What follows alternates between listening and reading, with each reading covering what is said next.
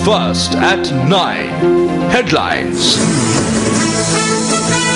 It's Friday the 28th of March 2014. A very good evening to you and welcome to your News at 9 coming to you live from the Newsfirst Centre here in Colombo. And I'm Joel Outscoon with tonight's headlines. All preparations made for the Western and Southern Provincial Council polls tomorrow. Election officials obstructed in Mathura. Extensive investigations underway. President Mahinda Rajapaksa rejects UN Human Rights Council resolution. India should have supported the resolution on Sri Lanka. A statement from the Indian Finance Minister. Discovery of a gem deposit at a water scheme in Balangoda causes tensions to flare. Charred human remains discovered atop a motorcycle in Alawar. Let's now cross over to our Newsfirst studios for a comprehensive news bulletin. Well, thank you very much, Joel Outscoon. A very good evening to you and welcome to Primetime News. I'm Nadim Majid. And I'm Sonali Vanigabadage. Now the stage is set for the Western and Southern Provincial Council polls, which will take place across 6 districts tomorrow. Newsfirst, as always, is prepared to bring you the latest developments surrounding the Provincial Council polls as and when it happens. For more details, let's cross over to the Newsfirst Election Centre where Stephanie Lazarus is standing by with more. Provincial Council elections that is scheduled for tomorrow. So Newsfirst will keep you on the know of all the election stories on our special Election Day segment First and Fast. Starting at 7 a.m. tomorrow, telecast live on MTVsports, Shakti TV and Sirasa TV. So remember, we are just a click away. You can simply log on to our website www.newsfirst.lk for all the election related stories, and you can follow us on Facebook and Twitter. Well, after a hectic 49 days of campaigning, tomorrow is D-Day for candidates and voters at the Western and Southern Provincial Council elections. Over 5,800,000 people are eligible to exercise their franchise at tomorrow's poll to elect 155 councillors for both provincial councils. Preparations are well underway with officials being deployed to the individual districts and polling stations. Ballot boxes were issued at 10 o'clock this morning to polling stations in the Colombo district.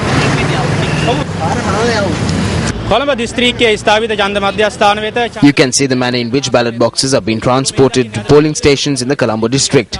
Ballot boxes were issued commencing this morning from 3 main counting centres in the district established at DS Nanaka College, Royal College and Isipatana College, Colombo. 1,062 polling stations have been established in the Colombo district. Candidates from 18 registered political parties and 11 independent groups are contesting the Western Provincial Council poll from the Colombo district. Candidates from 13 registered political parties and 9 independent groups are contesting the Western Provincial Council poll from the Gampaha district. I am at the counting centre in Pathalagedra. Ballot boxes for polling stations in the district were issued from this counting centre commencing this morning. Speaking to us, the returning officer for the district said that all preparations have been made for the election in the Gampaha district. Ballot boxes for polling stations in the Kalutara district were also issued this morning. All preparations have been made for the provincial council elections. Around 9,000 officers have been deployed for the elections. Candidates from 13 registered political parties and 9 independent groups are contesting the Western Provincial Council election from the Kalutara district. Candidates from 14 registered political parties and 4 independent groups are contesting the Southern Provincial Council election from the Galle district. Ballot boxes for polling stations in the Galle district for the Southern Provincial Council elections were issued this morning from Southland College in Galle and the Technical College in Kaluvalla. The district returning officer has informed us that 15,000 civil servants and 2,500 police officers have been deployed for election duties. Ballot boxes were also distributed to polling stations in the Mathura district this morning. Ballot boxes were issued and officials were deployed from the Mathura Technical College to polling stations in the Mathura district for the Southern Provincial Council poll. Candidates from 14 registered political parties and 5 independent groups are contesting the Southern Provincial Council poll from the Mathura district. Ballot boxes were also issued today to polling stations in the Hambantota district. All preparations have been made to undertake a free and fair election and to ensure that the counting is also free and fair. Selected candidates of political parties will be allowed to visit counting centres.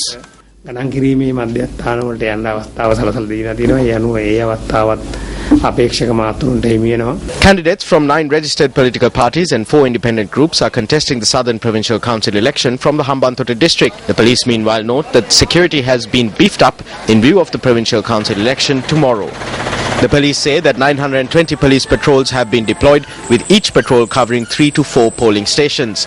Furthermore, the police added that steps have been taken to assign armed police officers for all polling stations.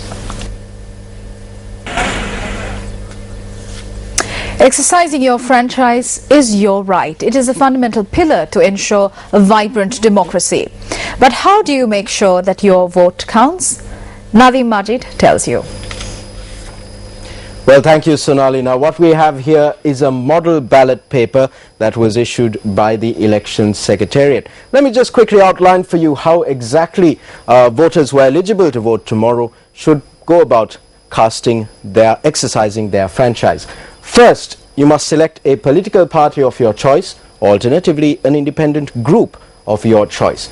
Once you've made your selection, you then have the option of casting 3 preferential votes for the candidates of your choice. As you can see, it's been numbered from 1 to 44. So to cast your preferential vote, simply cross out the box with the number that corresponds with the number of the candidate of your choice. Now, let me just quickly remind you that if you cast preferential votes without having selected either a party or an independent group, then your ballot is invalid and is rejected in counting. So it is very important that you first select either the political party of your choice or the independent group of your choice, and then go on to casting your preferential votes. You have the option of casting a maximum of 3 preferential votes. Now, let me also just remind you that First and Fast special broadcast for Election Day will commence at 7 a.m. tomorrow simultaneously on Sirius TV, Shakti TV and MTVsports. You can also follow our election coverage on newsfirst.lk. You can like us on Facebook and follow us on Twitter on the handle at newsfirst_en to keep up to date with everything related to the 2014 Provincial Council elections. And with more election news, it's over to Sonali. Thank you very much, Nadeem. Now, a special discussion was held today at the office of the Mathura District Returning Officer regarding the incident where a group of election officers, including an Assistant Elections Commissioner, were allegedly obstructed when executing their duties. Subsequent to the discussions, Elections Commissioner Mahinda Deshapriya stated that further investigations into the incident will be carried out. He added that election-related work in the Mathura district will continue as normal. The Assistant Elections Commissioner, along with several other officials, had attempted to remove posters and cutouts of a candidate at a party propaganda office on Beach Road in Mathura. Our correspondent stated that a tense situation arose between the supporters of the candidate and the officials as a result.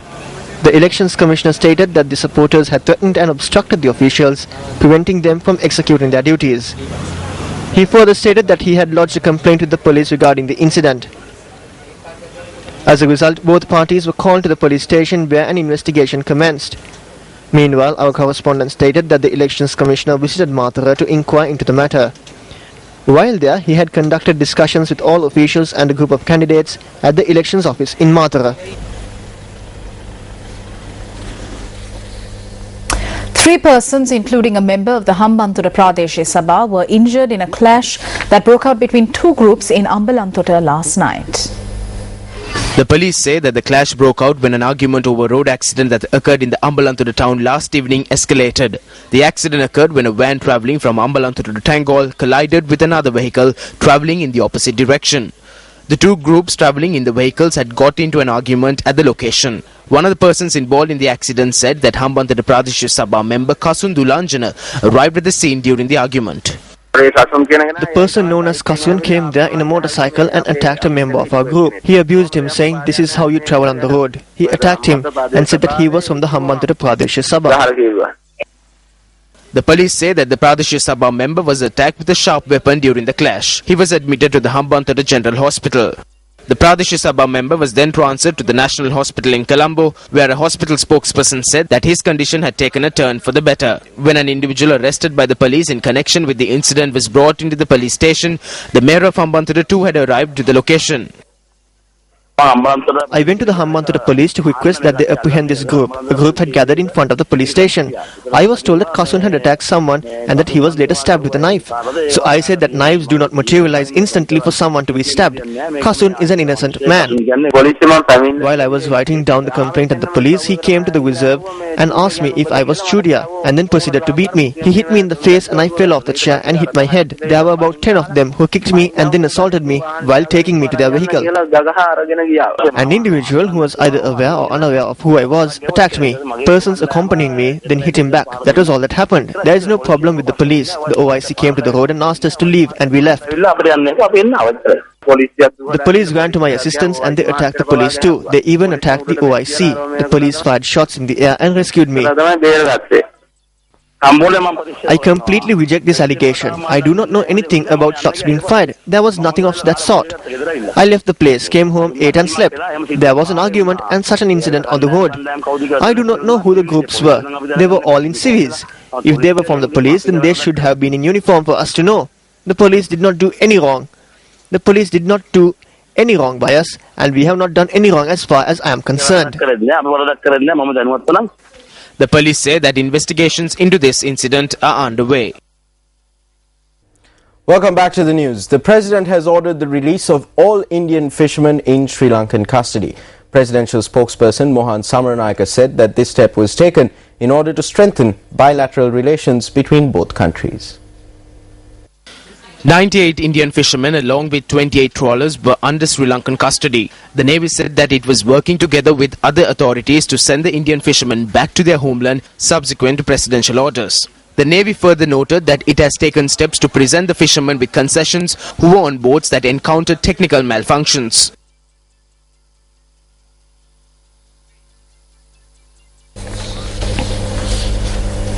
Sri Lanka's permanent representative to the United Nations in Geneva, Ambassador Ravinatha Ariyasinghe, says that Sri Lanka will continue to engage in activities which are in the best interests of its people. He made this comment to NDTV following the adoption of the US-sponsored resolution on Sri Lanka at the United Nations Human Rights Council. Well, they have passed lots of resolutions. They can pass resolutions. We will work and do things which are in the best interests of our people. We will continue to do that. Today it is Sri Lanka. Tomorrow it can be any country. And I think it is very important that we deal with situations and we don't allow people to interfere in our countries, because if we start doing that in any one country, it becomes a very slippery slope. Meanwhile, Indian envoy to the UNHRC speaking to NDTV said that India encourages Sri Lanka to fully implement the recommendations of the domestic mechanism, which is the LLRC. Encourage Sri Lanka to fulfill its own commitments and conduct its own investigations in such a way that they are credible and they are looked upon by others as being acceptable investigations. We were never against Sri Lanka. We are always with Sri Lanka in this process. We have, at the highest political level, we have conveyed to Sri Lanka that we stand for national reconciliation in Sri Lanka. We stand for peace and prosperity in Sri Lanka, and we will do whatever is possible to help Sri Lanka in this process.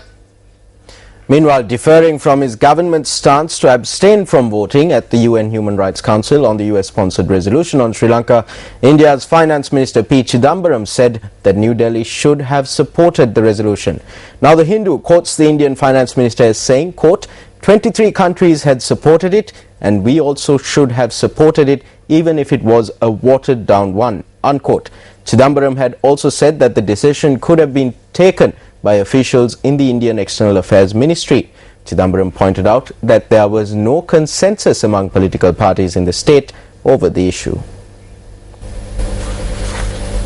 British Prime Minister hails the victory for the people of Sri Lanka following the United Nations adoption of the US-sponsored resolution last evening.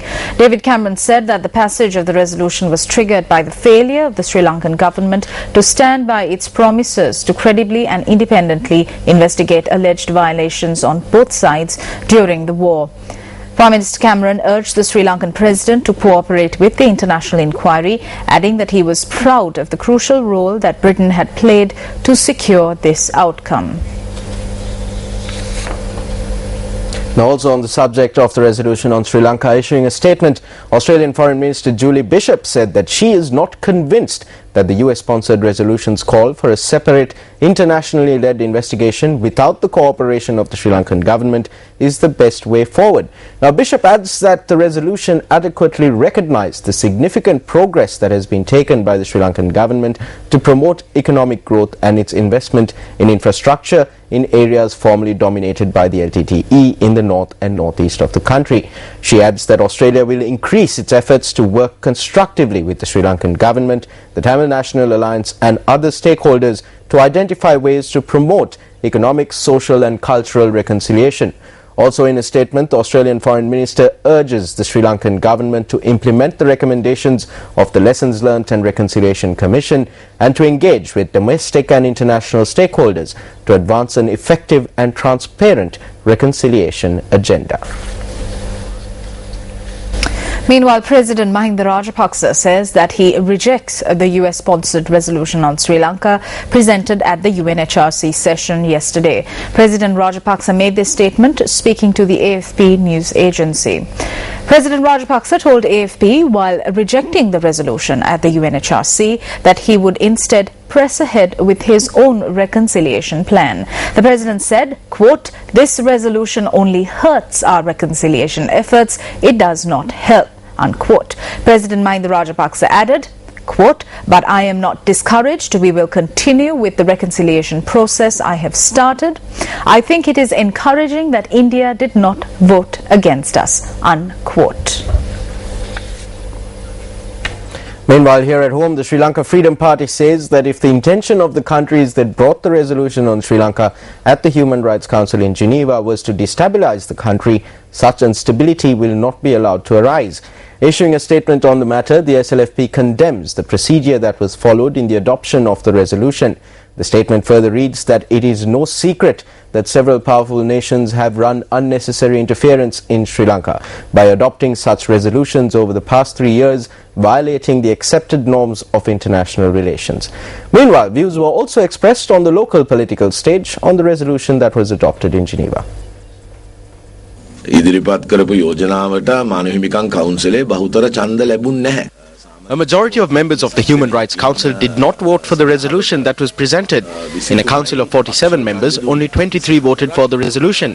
24 members did not accept the resolution. 12 members voted against the resolution. 12 members abstained from voting. This means that the majority did not accept the resolution that was presented.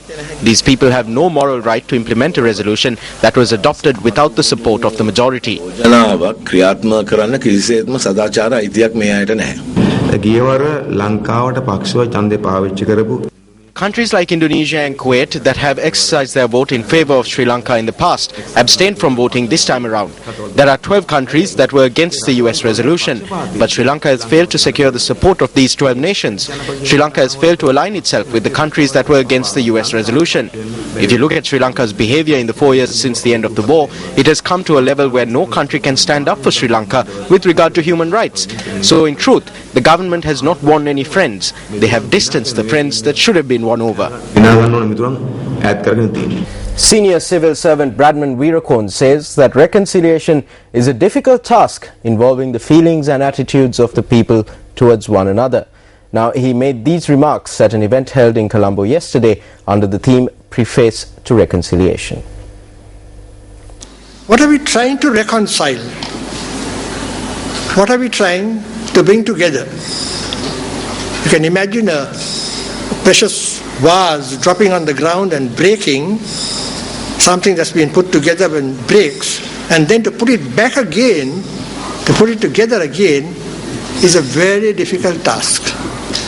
In my view, I think these relationships between groups are at the heart of reconciliation. They are feelings and attitudes more than bricks and mortar. It's more than buildings, more than roads and so on. It is the attitudes and feelings that arise in people's minds. The event, Preface to Reconciliation, organized by the Rights Now Collective for Democracy organization, was held at the Lakshman Kadirgam Institute for International Relations and Strategic Studies. Last afternoon's event also featured the grand finale of an inter-school debating tournament organised on the topic of reconciliation. In other local stories, a tense situation rose last evening in Valiharanawa in Kirindigala, Balangoda following the discovery of a gem deposit. The gem deposit had been discovered during the construction of a water supply project in the area. Following the discovery of the gem deposit at the site of the construction of the water scheme in Valiharanawa, Kirindigala in Balangoda, area residents attempted to remove soil from the area. Officials of the National Gem and Jewellery Authority arrived at the location accompanied by police special task force personnel and seized the keys of vehicles that had been brought to the area to transport soil out and evicted area residents from the area. The Assistant Superintendent of Police in Ratnapura, who was at the location, was unable to leave as the Kirindigala Valiharanawa road had been blocked.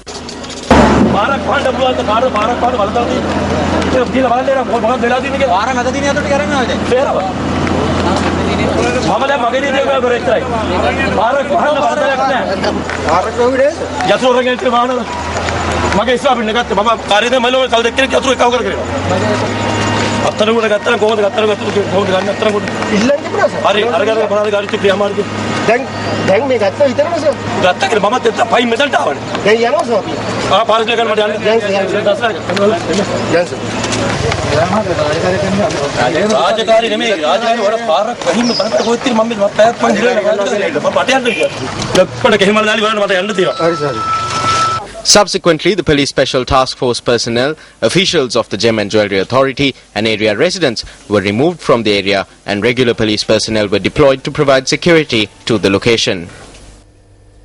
In other local news, an expectant mother was injured in an accident involving a car and a motorbike in Naramala. The owner and driver of the car involved in the accident were produced in court and were remanded until the 11th of April. The accident took place last evening in the Rammutugala area in Naramal, and the injured was identified as a 26-year-old expectant mother. Our correspondent in the area said that the victim, Inoka Hemamali Aberatna from Halvella, Naramala, was employed at the Kuliyapitiya Magistrate Court. The police said that the victim was returning home in a motorbike after work and was knocked down by a car. The injured woman was admitted to the intensive care unit at the Kurunagala Teaching Hospital. This 1.5-year-old toddler is the first child of Inoka Hemamali Aberatna. The mother of the injured said that although attempts were made to move the car away from the scene of the crime, locals had opposed the move. They did not allow the car to be towed away before the police arrived there. They wanted the law to be enforced.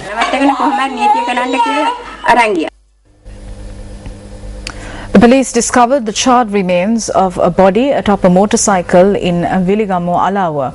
Newsfirst U reporter Aruna Priyashantha filed this report regarding the incident. An individual caught fire atop his motorcycle at around 8:30 last night. Police rushed to Vilgamo in Alawa after receiving information regarding this incident. The motorcyclist had died as a result of the severe burn injuries. An investigation into this matter was carried out this morning by the magistrate. Further investigations have been carried out by the Alawa police. Newsfirst U reporter Aruna Priyashantha, Naramal Pradesh.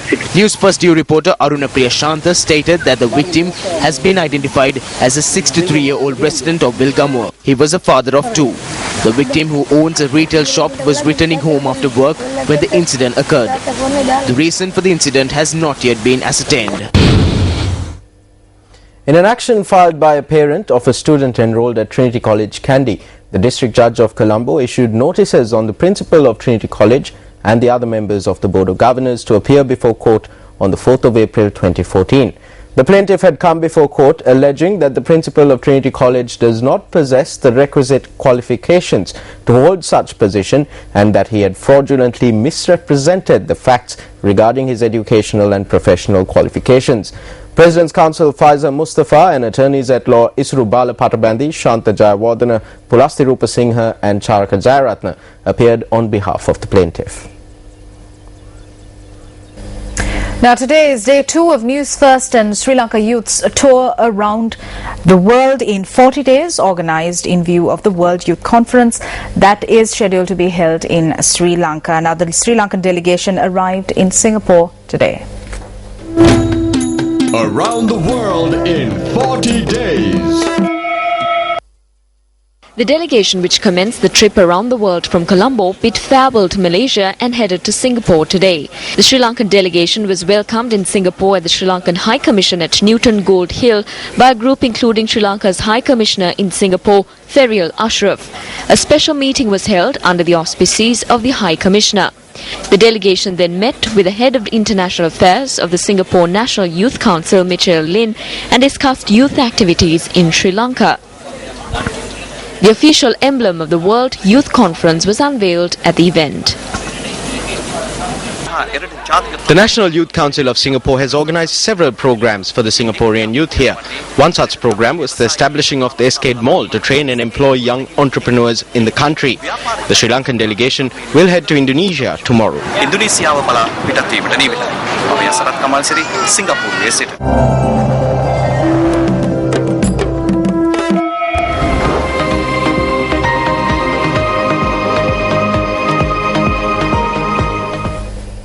Meanwhile, at a media briefing held yesterday to raise awareness on the cycle parade that will commence from Jaffna, parallel to the World Youth Conference, Minister Dallas Alahaperuma expressed these views.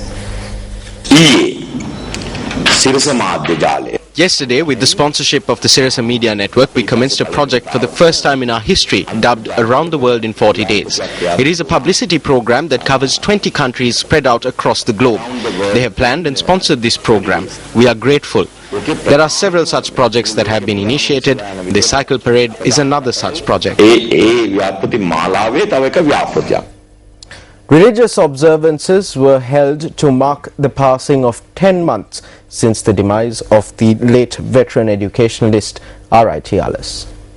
The all-night Pirit ceremony was held at Gateway College in Kandy in the presence of the Anunayaka of the Malwatu chapter of the Siam sect, the most venerable Niyangoda Vijitasiri Thera. Thereafter, blessings were invoked on the late R.I.T. Alice at the Asgiri Mahaviharaya in Kandy. A group including members of the Alice family, teachers and students of Gateway College were present at the occasion. The late R.I.T. Alice, who embarked on his career as a teacher at Royal College in Colombo, was considered a pioneering educationalist and rendered a yeoman's service in the field of education.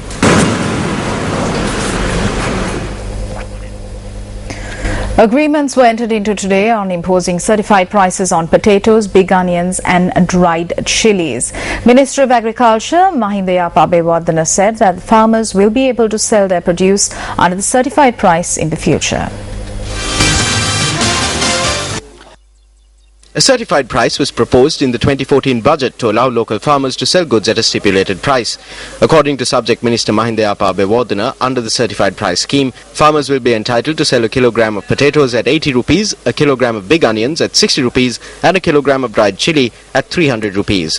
While agreements in this regard were signed between the farmers and authorities, the program will commence via Sathasa outlets island-wide.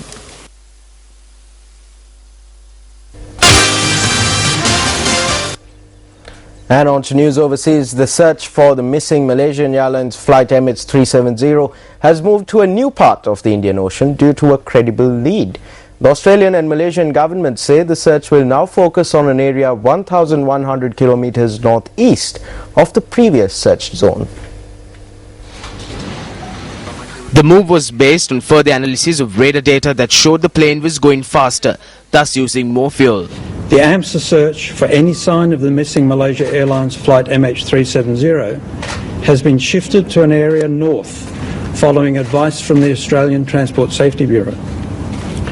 An international air crash investigation team in Malaysia provided updated advice to the ATSB, which has examined the information and determined an area 1,100 kilometres to the northeast of the existing search area is now the most credible lead as to where debris may be located. Japanese and Australian search planes departed from Pearce Air Base in Perth, joining the hunt for missing Malaysian jetliner in the southern Indian Ocean. The planes are among 10 aircrafts scheduled to conduct the search, which has shifted more than 1,000 kilometres to the north. For more than a week, ships and surveillance planes have been scoring seas 2,500 kilometers southwest of Perth, where satellite images had suggested there could be debris from Malaysian Airlines flight MH370, which went missing on March 8th with 239 people on board. And on to news from the World T20. Reigning ICC World 2020 title holders West Indies inflicted a damaging defeat on Australia with an incredible 6-wicket win in Dhaka, Bangladesh. George Bailey, the Australian captain, won the toss for the second time in as many matches, but this time decided to bat first with 2 changes to his side. Australia rushed to 28 runs from 3 overs. However, careful planning by the Windies skipper to include the spin-pace combination and damage any Aussie hopes of building strong partnerships. Australia went on to post 178 runs for the loss of 8 wickets in their allotted 20 overs, with Glenn Maxwell top scoring with 45 runs. Samuel Badri, Marlon Samuels and Sunil Narayan bagged 2 wickets each for the Windies. Now in the West Indies innings, Chris Gayle led the way for the West Indies with another half-century. But it was the efforts of captain Darren Sammy who took 19 runs off Mitchell Starc in the 19th over and then blasted consecutive sixes off James Faulkner in the final over for what this match will be remembered. Needing 42 runs from the final 3 overs, the West Indies defied the odds to resign Australia to a defeat that will likely end their tournament. What a finish this for the West Indies. Bang, bang, 6-6. Buzzer, turn up the tune. Out on the way, 2 big fellows in action. He hasn't stopped. Oh, what a finish. 12 needed of the final over. The Indian Supreme Court has decided that Sunil Gavaskar will head the BCCI in respect of its IPL functions, and a vice president of the board will carry out other duties. The court's interim orders said that Shivlal Yadav, the board's senior-most vice president, will carry out the non-IPL functions. However, the court said that the 7th edition of the IPL can be held as scheduled with the participation of all 8 teams, including the Chennai Super Kings and the Rajasthan Royals, the 2 sides linked to a corruption scandal. Earlier, the Supreme Court appointed a 3-member committee, including a retired Supreme Court judge, to probe the fixing and betting scandals surrounding last year's Indian Premier League, its players and owners. On Tuesday, the court had said that N. Srinivasan should step down as BCCI president to ensure a fair inquiry into the IPL betting and match-fixing scandal, and had given the board 2 days to respond. Srinivasan's position on the BCCI had been considered untenable since a 3-member committee, headed by Justice Mukul Mudgal, found Chennai Super Kings team principal Meyyappan guilty of being in contact with illegal bookmakers in its report forwarded to the Supreme Court. Later, the BCCI announced that N. Srinivasan had decided to step down from the post of president in compliance with the Supreme Court decision. An apex court bench headed by Justice A.K. Patnaik said, as the interim president, Gavaskar would only be concerned with matters related to the 7th edition of the IPL, which is scheduled to begin on the 16th of April. Srinivasan is set to take over as chairman of the International Cricket Council board in July. Well, that wraps up tonight's edition of Primetime News. Of course, stay tuned to our election coverage coming up tomorrow at 7 a.m. I'm Sonali Wanigabadage. And I'm Nadir Majid. As always, it's been a pleasure having you with us. Have a pleasant weekend ahead. And for those eligible to vote tomorrow, happy voting. Good night and good luck.